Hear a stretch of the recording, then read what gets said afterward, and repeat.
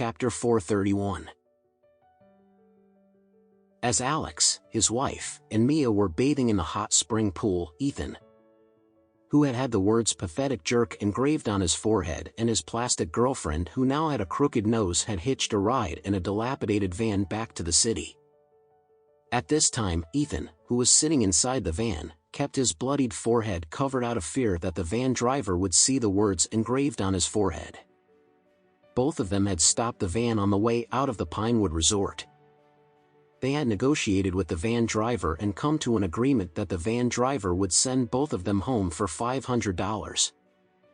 Right now, all Ethan wanted was to get home as soon as possible. He did not want any more trouble. However, the van driver could see the blood that was oozing out of Ethan's forehead from the rearview mirror. After observing him for a long time, he could not help but ask in surprise, "Young man, are you hurt?" Ethan replied angrily, "This has nothing to do with you. Just continue driving safely and stop asking me so much nonsense." The driver felt a little unhappy at this and said, "Do you honestly think that I am worried about you? I am only asking you because it seems as though your forehead is bleeding continuously.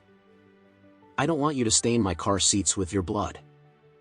As soon as Ethan heard the van driver's words, he exploded and burst out immediately, "Damn it, you pathetic jerk. Your van is worth only about $40,000 to $50,000 at most. Are you really afraid that I will dirty your pathetic van? You are ridiculous." Ethan was already used to using his catchphrase, "pathetic jerk," and it seemed as though he would not be able to kick this habit even if he had the words "pathetic jerk" engraved on his forehead. This was the reason why it was commonly known that it would be easy to reform a country, but it would be almost impossible to change a human's nature. The van driver never expected to be scolded by a person who was hitching a ride in his van. Therefore, he lost his temper and he blurted out immediately, "Are you seriously uneducated? How can you possibly use such foul language?" Ethan was so annoyed at this time that he felt as though he wanted to die. When he saw the angry expression on the van driver's face, he burst out recklessly, "Damn it. Don't you admit that you are just a pathetic jerk? Who the fuck do you think you are to talk to me in this manner? Do you believe that I can get someone to take your pathetic life with just a single phone call? No one would call about a pathetic jerk like you even if you were to die today." The van driver was really very angry when he heard Ethan's words. At this time, he was driving through an intersection in the city center when he saw a traffic police car parked on the corner of the intersection as there were police officers on duty.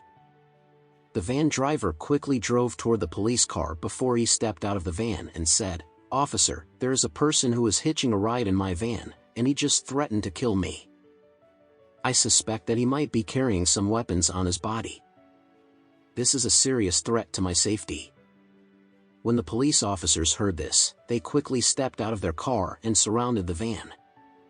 After opening the back door, they shouted at Ethan and the plastic face who was sitting inside the van, "Put your hands up over your head and get out of the van immediately." Ethan then realized that he was in trouble. This was the downtown area. If he had to put his hands over his head to step out of the van, wouldn't it be absolutely impossible for him to hide the fact that he had the words "pathetic jerk" engraved on his forehead? Therefore, he made up his mind that he would never step out of the van, dead or alive.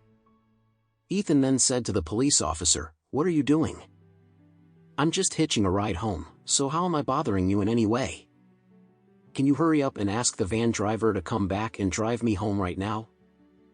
Otherwise, I will not let him off."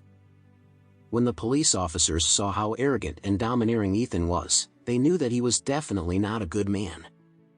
Furthermore, the police officers could see Ethan covering his forehead and the blood that was constantly oozing out of it. Thus, they could only assume that he had just participated in an aggressive fight involving weapons. This kind of person typically had a criminal record, and most of them were fugitives. The police officers felt that if they were lucky, they would be able to catch one of the fugitives today. The police officers exchanged glances with one another before one of them took out the pepper spray that was used by police officers for law enforcement purposes. After that, they said to Ethan, "I am giving you one last warning. Put your hands over your head and step out of the van for inspection purposes now. Otherwise, we have no choice but to deal with you in accordance with the law." Ethan was extremely annoyed and blurted out, "Damn it. I know the captain of your team. He is a good friend of my dad. If you are not convinced, you can call him immediately and ask if he knows Ethan, the son of the owner of the Joey Group." The police officer sneered before he said, "The son of the Joey Group?